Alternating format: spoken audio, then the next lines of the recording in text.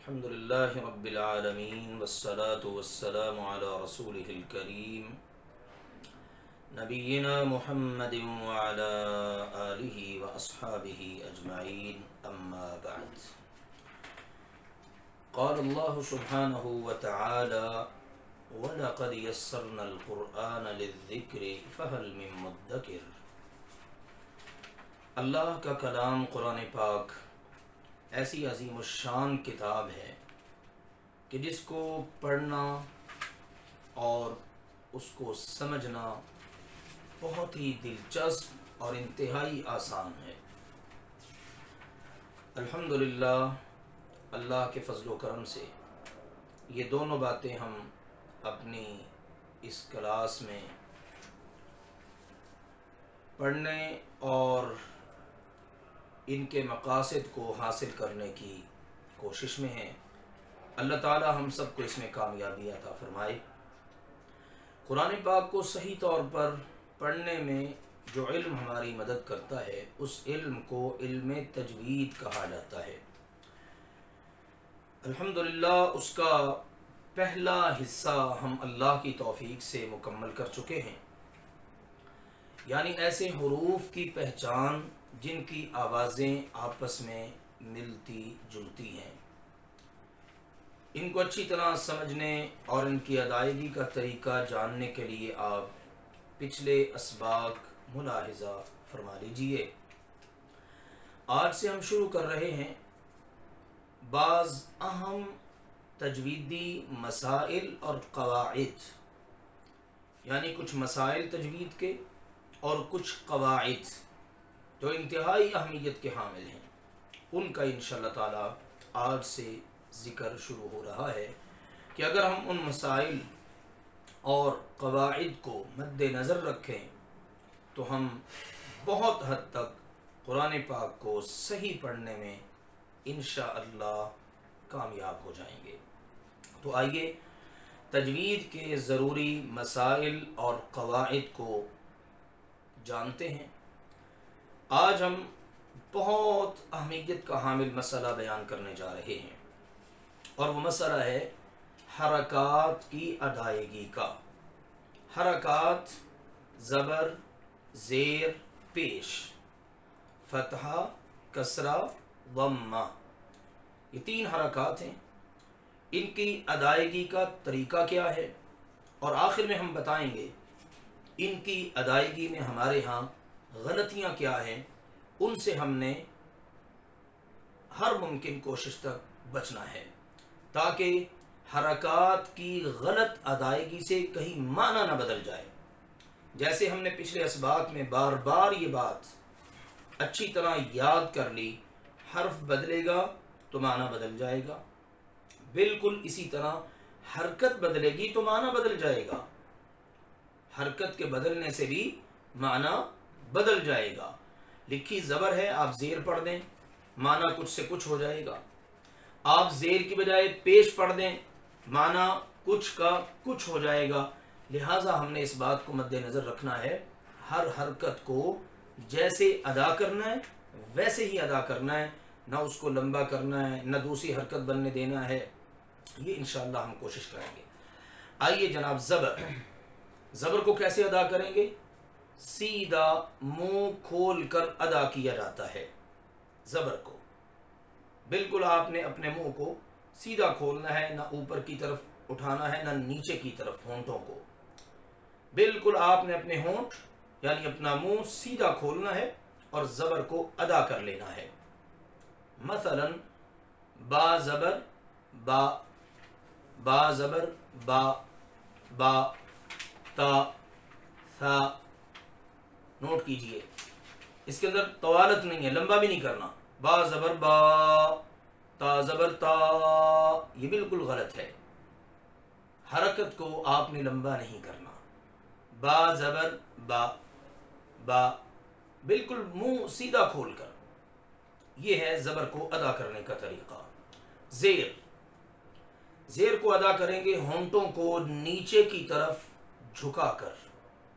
آپ کے ہونٹ نیچے کی طرف ذرا جھکے اور بڑی آسانی کے ساتھ آپ اس کو ادا کر دیں۔ مثلا با زیر بی، با زیر بی، اب ہونٹ نیچے کی طرف جھکتے ہیں، تا زیر تی، سی، جی، آخر تک. یہ طریقہ ہے زیر کو ادا کرنے کا. پیش ہونٹوں کو آپ نے مکمل بند نہیں کرنا، گولائی میں رکھنا ہے، مکمل بند ہونے سے بچانا ہے، اور اس طرح سے آپ نے پیش کو ادا کرنا ہے. ہونٹوں کو گول نہ تمام بند کر کے ادا کیا جاتا ہے، مکمل بند نہیں کرنا، آپ نے گولائی میں ان کو رکھنا ہے. مثال با پیش بو، بو یعنی مکمل آپ نے ان کو بند نہیں کیا، گولائی دی ہے. نا تمام یعنی مکمل نہیں بند ہونے دینا آپ نے، اور گول رکھتے ہوئے آپ نے ادا کرنا ہے.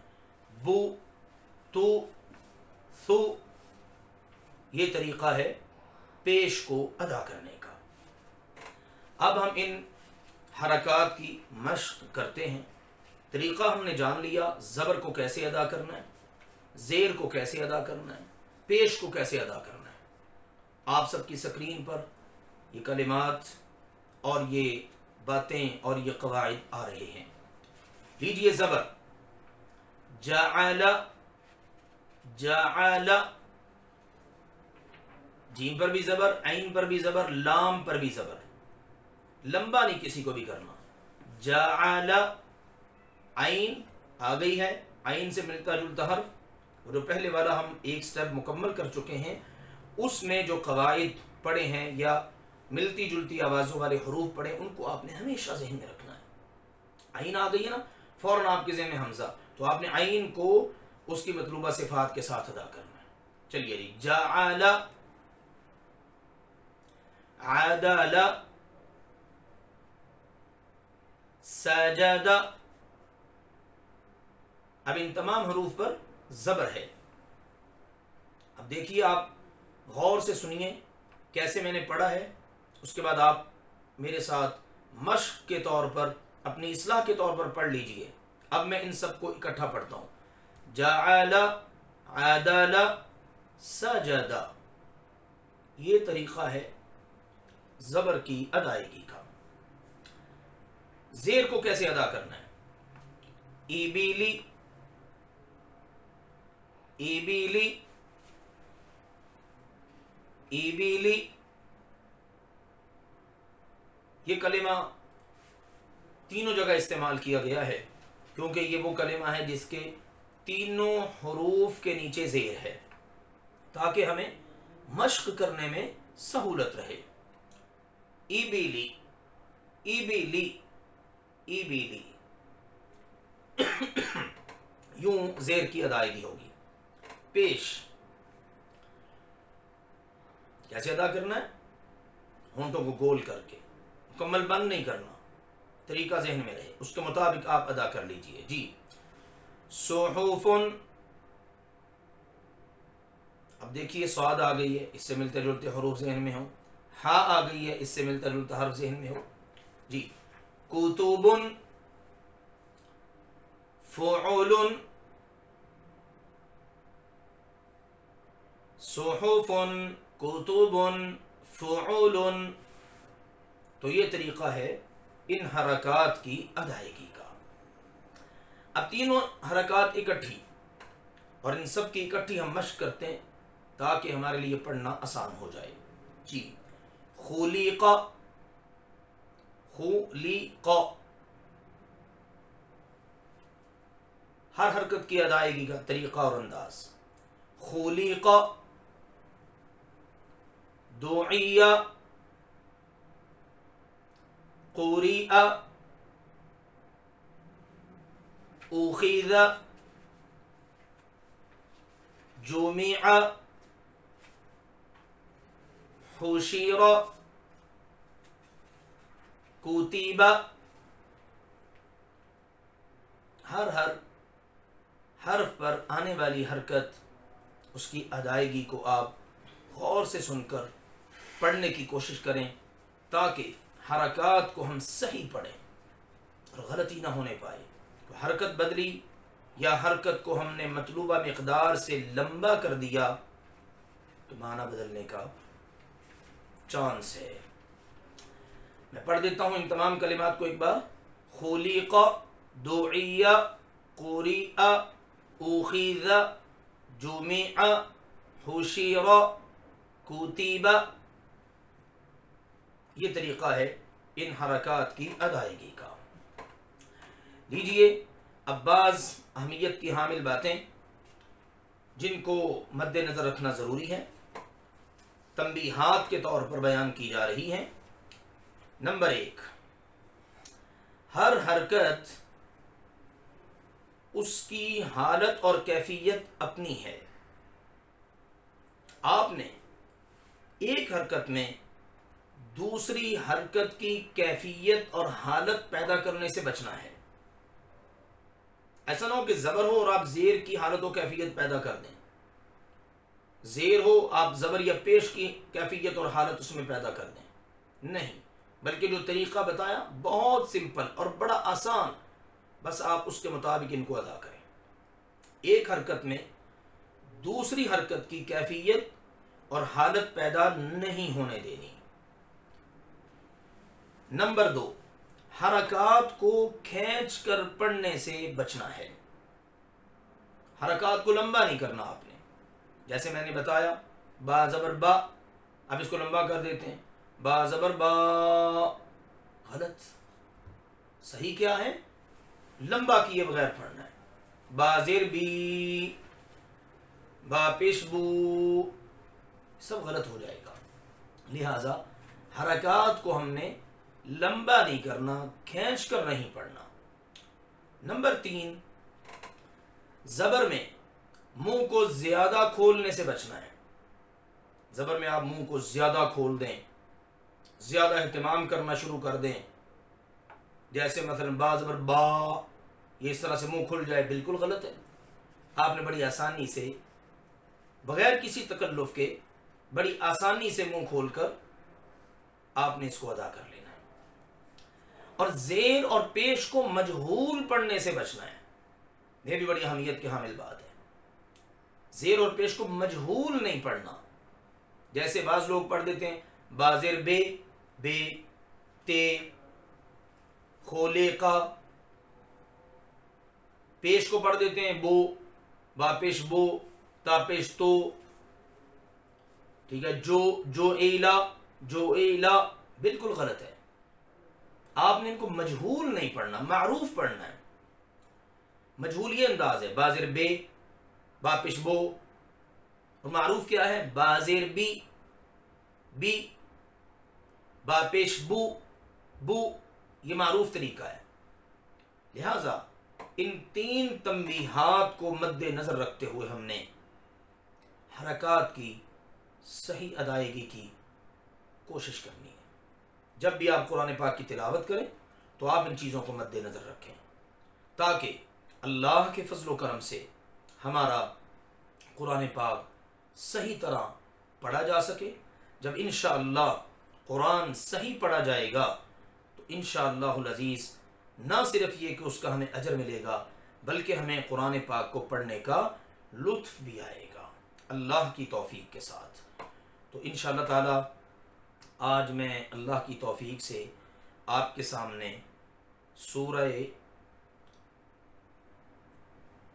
الفلق اس کی انشاءاللہ تعالی تلاوت کرتا ہوں اللہ کی توفیق کے ساتھ، اور آپ نوٹ کیجئے گا، اور آپ کے سامنے سکرین پر یہ جو سورہ مبارکہ آ رہی ہے اس کو آپ دیکھیے اور غور سے سنیے۔ اعوذ باللہ من الشیطان الرجیم، بسم اللہ الرحمن الرحیم، قل اعوذ برب الفلق من شر ما خلق ومن شر غاسق اذا وقب ومن شر النفاثات في العقد ومن شر حاسد اذا حسد۔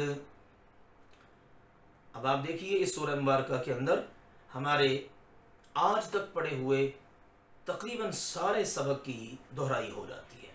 حمزہ عین کا فرق، قاف کاف کا فرق، دال زا ضاد کا فرق. اسی طرح سے آپ دیکھیے اور کلمات آ جاتے ہیں. یہ آج ہم نے جو پڑھا ہے اس کو دیکھ لیجئے. اسی طرح ثا سین صاد ان کا فرق، عین اور حمزہ کا فرق، ہا اور ہا کا فرق، تقریباً یعنی ساری حروف ہی آ گئے. اسی طرح سے آپ حرکات کو دیکھیے، تمام حرکات کی پریکٹس ہو جاتی ہے. عقد، عین پیش او، قاف زبر قا، دال زیر دی، عقدی، من میم زیر می. تو یہ اللہ کے فضل و کرم سے ہماری تعلیم اور تعلم کے لیے یہ کلمات اور ان کو پڑھنے کا انشاءاللہ تعالی اس طرح سے اہتمام، اللہ سبحانہ و تعالی ہم سب کو صحیح طور پر قرآن پاک پڑھ کر اس کا حق ادا کرنے کی توفیق عطا فرمائے. آج انشاءاللہ العزیز ہم سورۃ البقرہ، اس کے بڑے خوبصورت فضائل اور مناقب ان کو انشاءاللہ تعالی بیان کرتے ہیں. سورۃ البقرہ یہ مدینہ منورہ میں نازل ہوئی ہے اور اس کی بعض آیات کے بارے میں اہل علم کے دیگر بھی بعض اقوال ہیں، لیکن اس سورت کا زیادہ تر حصہ وہ مدنی ہے. اس کی فضیلت میں بہت ساری احادیث ہیں. میں چند ایک آپ کے سامنے پیش کرتا ہوں. مسند احمد میں، صحیح مسلم، جامع ترمذی اور سنن نسائی میں یہ بڑی دلچسپ حدیث موجود ہے.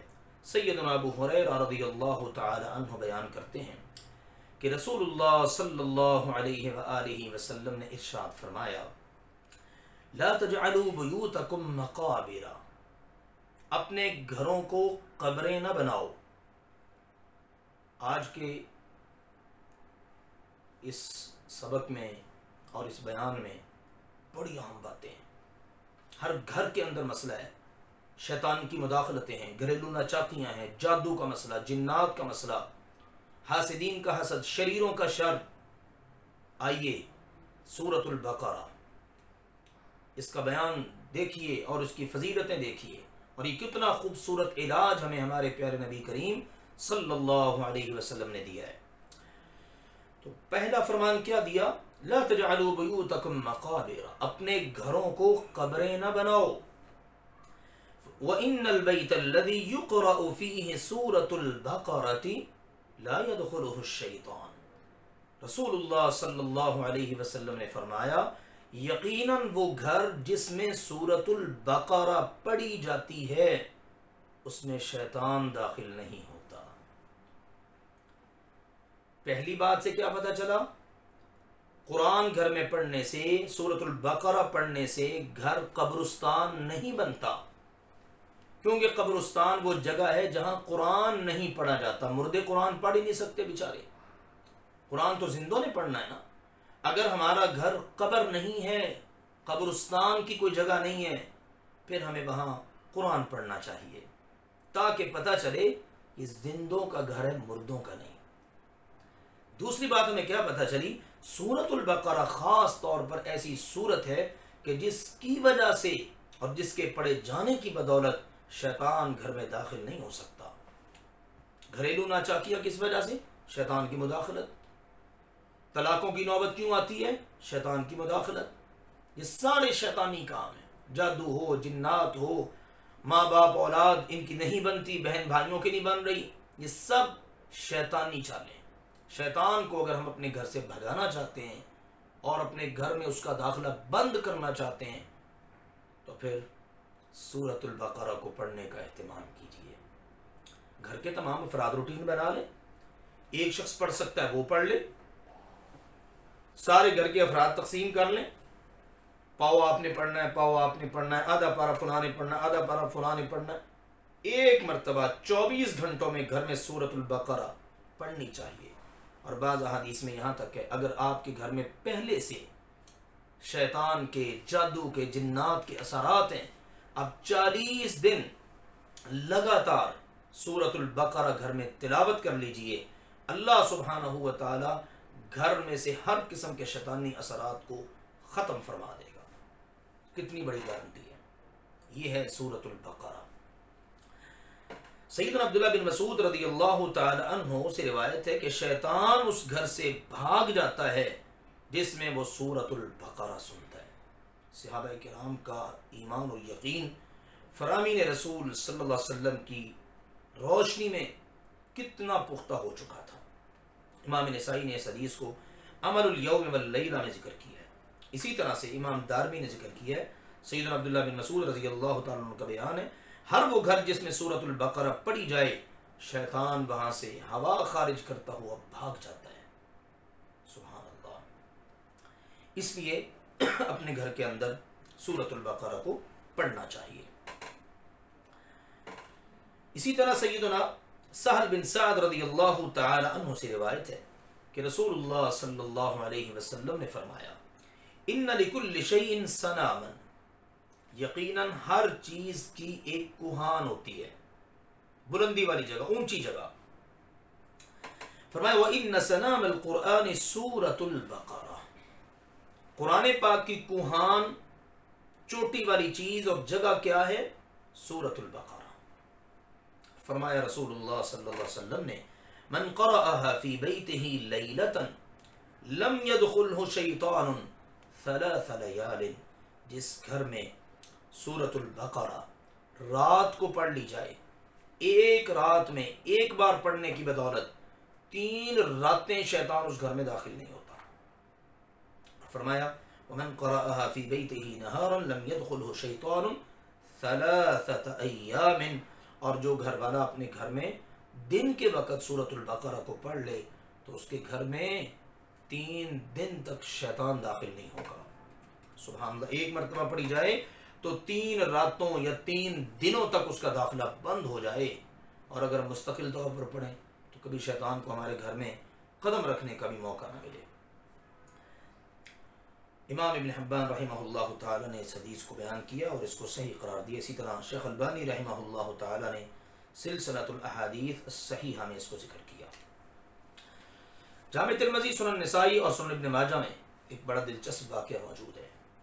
رسول اللہ صلی اللہ علیہ وسلم ایک لشکر روانہ کرنے لگے، سیدنا ابو ہریرہ رضی اللہ عنہ بیان کرتے ہیں، تو آپ نے جب اس لشکر کو ترتیب دیا نا، تو آپ نے ہر فرد سے پوچھا کہ وہ بتائے اس کو کتنا قرآن یاد ہے، قرآن مجید کس کو کتنا یاد ہے۔ سبحان اللہ، رسول اللہ صلی اللہ علیہ وسلم یہ اپنے لشکر کا جائزہ لیتے ہیں، جانچ پڑتال ہو رہی ہے کس کو کتنا قرآن یاد ہے۔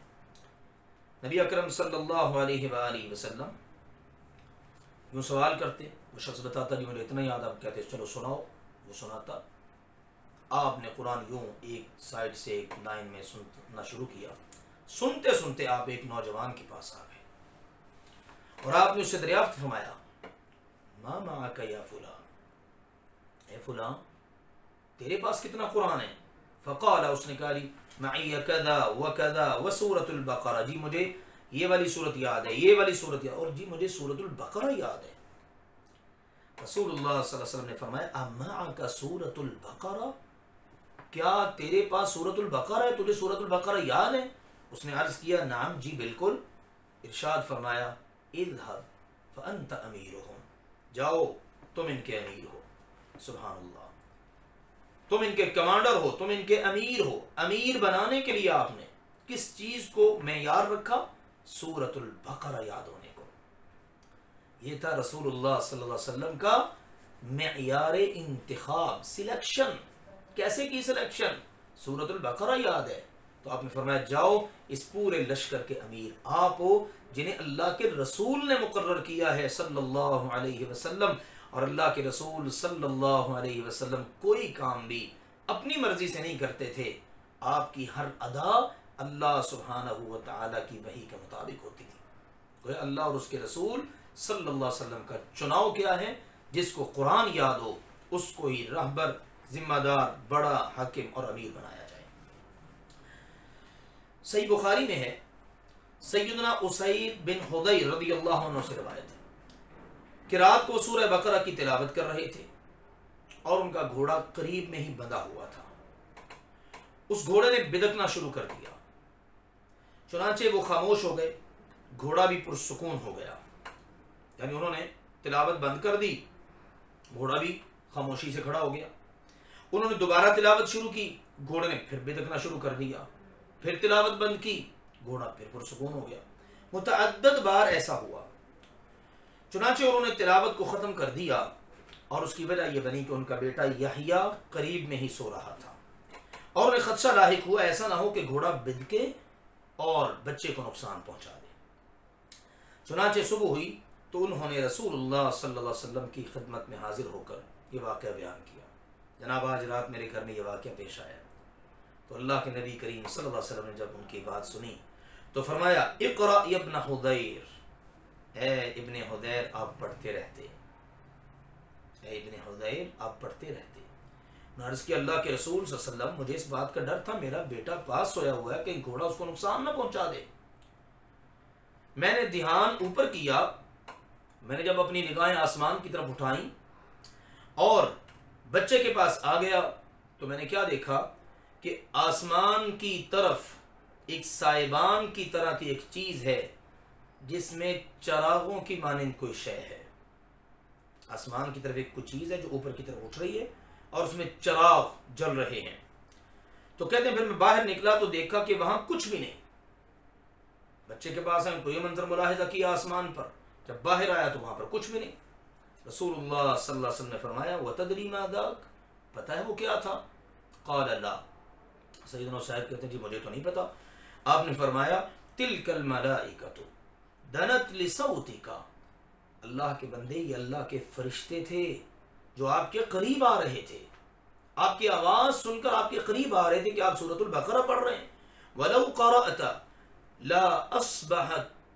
لَأَصْبَحْتَ يَنْظُرُ النَّاسُ إِلَيْهَا لَا تَتَوَارَى مِنْهُمْ، آپ نے فرمایا اگر آپ پڑھتے رہتے، صبح ہو جاتی اور آپ صبح کرتے تو منظر یہ بنتا مدینے کے تمام لوگ ان فرشتوں کو اپنی آنکھوں سے دیکھ لیتے، ان میں سے کوئی فرشتہ بھی ان سے پوشیدہ نہ رہتا۔